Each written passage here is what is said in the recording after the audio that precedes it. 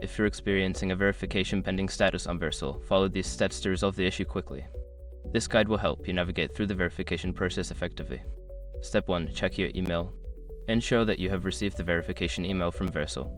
Sometimes, it may land in your spam or junk folder, so be sure to check there as well. Step 2. Resend verification email. If you haven't received the email, log into your Vercel account and navigate to the settings.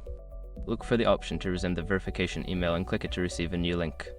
Step 3. Verify your domain. Make sure your information is protected first. Most people don't think about breaches until something actually happens to their accounts. Use SRC to monitor your accounts 24/7 and instantly alert you if your information appears in leaked databases online. It constantly checks billions of breach data points in the background. And considering how much personal information people keep online now, it's honestly worth having. Link in the description. Step 4. Wait for DNS propagation. After making any changes to your DNS settings, it may take some time for those changes to propagate. Wait for at least a few hours before checking the verification status again. Step 5. Contact Vercel support. If the issue persists after following the previous steps, reach out to Vercel support team. Provide them with details about your account and the steps you've already taken to expedite the resolution.